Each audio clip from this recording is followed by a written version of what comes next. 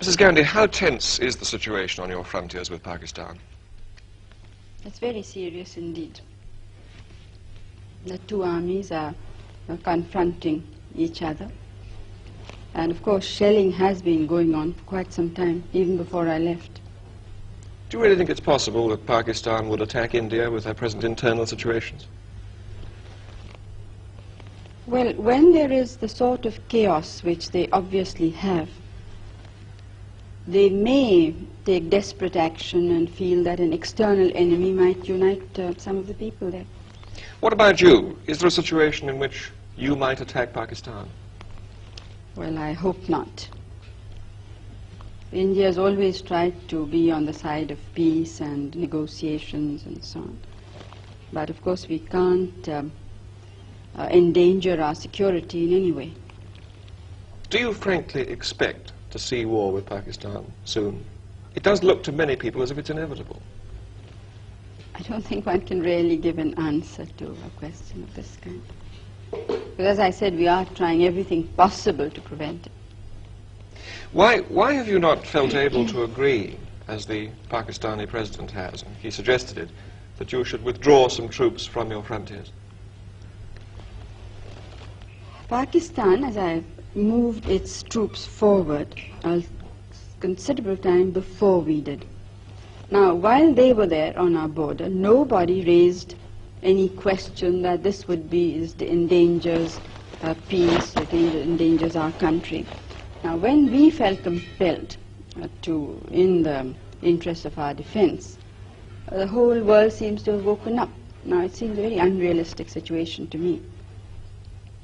And as far as going back is concerned, our positions are much further back. I mean, we don't have a second line that is that could serve us should Pakistan decide to attack after all.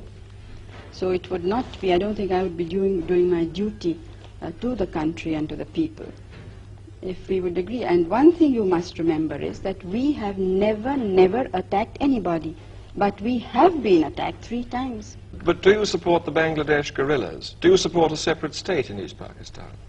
You see, it's not a question of supporting or not. The question is what is likely to happen. I don't think we can shut our eyes to the situation in a neighboring state. I think, and I personally think that most of the world believes this, so they may not be willing to say it out openly, that Pakistan as it existed can never be the same again. But don't you think the situation on your frontiers might be less dangerous if you personally were to meet Yahya Khan, so that you understood each other's positions more clearly? Have you read some of Yahya Khan, the president's speeches and interviews? Yes.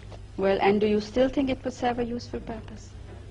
Maybe you would understand each other's positions on the frontier better. You'd understand why your troops are stationed there. No, I understand it perfectly well. There's absolutely no doubt in my mind. Our troops are stationed there because we were threatened by the military regime of Pakistan. In no uncertain words, there has been a situation of indirect aggression. And I don't think that you could point out to me any other head of government who in the present circumstances would have been so restrained, when the entire country is not restrained. I mean, it is great difficulty that we are holding the situation. And then what we get outside is to equate us with a government which has killed more than 1 million people, which has created conditions of barbarity which I don't think the world has very seldom seen. Perhaps against the Jews in Hitler's time, but I don't think in any other time of history has this sort of thing been witnessed. Do you see yourself somehow being drawn into this, being involved in this in some way that you might have to intervene in East Pakistan? Out of humanity, almost. Well, East Bengal is the affair of the leaders of East Bengal. Now, it's up to them what should happen there. Final question. The refugees are still coming over and you have this enormous problem in India. How much longer can you sustain this? Well, we can't sustain it now longer. It's now for some months it really has been something that's, water going higher and higher. What are you going to do about it? But something will have to be done.